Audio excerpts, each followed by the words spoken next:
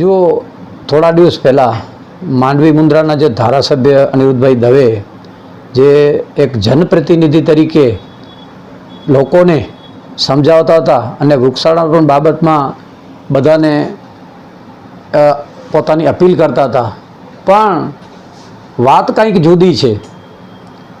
આ લોકો પબ્લિકને ખાલી છેતરવા માટે આ પ્રકારના બધા ગતંગડા કરતા હોય છે, જાહેરાતો કરતા હોય છે. પરિસ્થિતિ આખી જુદી છે.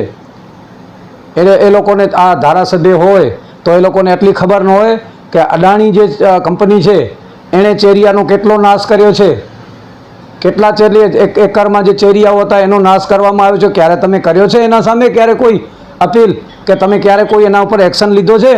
કે અહીંયાથી કરી અને સંસદ સુધી તમારી જો સત્તા હોય અને જો તમારે આ કંપની આ રીતસર પર્યાવરણને નુકસાન કરી રહી છે, ઝાડોને નુકસાન કરી રહી છે, ત્યારે ધારાસભ્યને પણ પાણીમાં બુડી મરવું જોઈએ કે આવી રીતે આવા નિવેદન કરીને પ્રજાને ખાલી બેકાવાનું અને ખોટા જો નિવેદન કરતા હોય તો ધારાસભ્યને હું કહું છું કે જો આ અદાણી મારા કને પ્રૂફ છે કે ચેરિયાઓનો કેટલો નાશ કર્યો છે, જે જળ છે જમીનની અંદર એને કેટલો નુકસાન કર્યો છે, મારા કને એના બધા પ્રૂફ છે.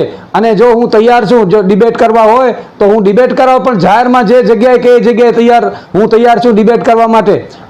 પરિસ્થિતિ આખી જુદી છે કે આ જે અદાણી કંપની છે જે હજારો એકરમાં જે ચેરિયાઓ આવેલા હતા દરિયા કાંઠે, એ ચેરિયાનો નાશ કરી અને દરિયામાંથી ડ્રેજિંગ કરી અને જમીન પૂરી અને જમીન વધારી દેવામાં આવી છે અને આ ચેરિયાઓનો અસંખ્ય રીતે નાશ કરેલું છે અને દરિયાઈ જીવસૃષ્ટિને પણ ઘણું નુકસાન પહોંચાડેલું છે.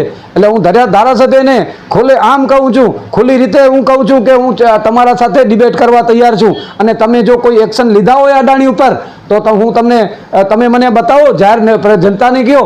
એક જિલ્લા પંચાયતના સભ્ય મહેન્દ્ર ગઢવી, મેં એનો ભાષણ સાંભળ્યો હતો ને એમાં એણે અદાણીને ટાટાને બેને કીધું છે કે તમે પર્યાવરણને નુકસાન કરો છો, જનપ્રતિનિધિ તરીકે એણે કીધું હતું. બાકી કોઈ હરફ ઉચ્ચાર્યું નથી. અને પહેલાં બોલતા પહેલાં વિચારો અને નહીં તો અમારા સાથે ચર્ચામાં તૈયાર રહ્યો. અને જો તમારામાં જનપ્રતિનિધિ હોય અને તમે જો કદાચ એવા છો તો પ્રજા માટે કામ કરવા માંગતા હોય તો આ લોકોને પહેલાં જે નુકસાન થતું અટકાવો, એવી તમને મારી એક જનપ્રતિનિધિને તમને હું અપીલ કરું છું કે આમાં યોગ્ય પગલાં લેવાય. બાકી ખાલી વિડીયો શૂટ કરી અને આ સોશિયલ મીડિયામાં કહેવાથી કંઈ થતું નથી. જો તમારે પર્યાવરણ બચાવવું હોય તો જે આ નુકસાન થાય છે એને અટકાવવાની તમારી ફરજ છે, જે સરકાર તમારી છે. આ જે સરકાર છે એ કંપની માટે સોફ્ટ છે, કંપનીને કોઈ કાંઈ કહેતું નથી.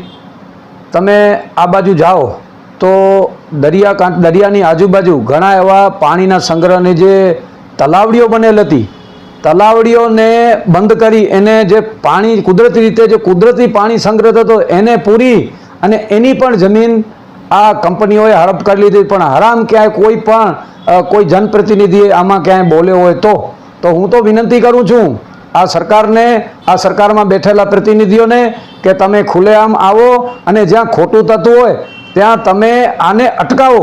અને પાણીના જે સ્ત્રોત છે કે જૂના જે તળાવો છે એને દાટી અને જમીન જો સમતળ કરતા હોય તો આપણે જાશું ક્યાં? પાણીનો સંગ્રહ કરવાનું છે, પર્યાવરણ જો બચાવવાનું હોય તો આપણે બધા ભેગા થઈને આપણે બચાવવું જોઈએ. આ સંસ્થાઓ તો તમે નક્યો તોય પણ આ પ્રકારનું કામ કરી રહી છે અને વૃક્ષારોપણનું કામ તો વર્ષોથી કરી રહી છે. પણ આ જે વૃક્ષો વાવો છો પછી એની જતન ક્યાં?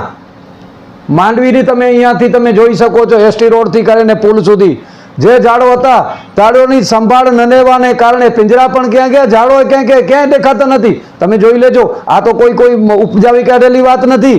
વૃક્ષો વાવો, પૈસા આમાંથી ઉપાડો અને વૃક્ષનું જતન ન કરો અને વૃક્ષ એમને એમ નાશ થઈ જાય. એટલે આમાં જો તમે વૃક્ષ વાવો તો એનો જતન પણ કરવો જોઈએ. એ તો નગરપાલિકાની જવાબદારી હતી, સરકારશ્રીની જવાબદારી હતી. અરે ખાલી વૃક્ષો વાવ્યા છે એની જતન કરવાની જો ખાલી કરો ને તો તમારે કોઈ અપીલ કરવાની પણ જરૂર નથી.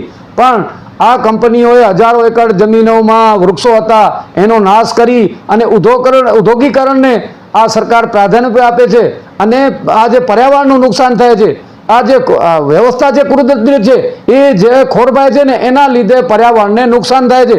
ખાલી તમે જે નુકસાન થતો એટલો અટકાવશો તોય ઘણું છે. એટલે મારે તમને એવી વિનંતી છે કે આવી સસી પ્રસિદ્ધિ કરતાં પણ નક્કર કામ કરો તો જ આ બધું ભલું થશે માંડવી તાલુકાનું, મુન્દ્રા તાલુકાનું, એવી તમને હું આ માધ્યમથી તમને હું અપીલ કરું છું.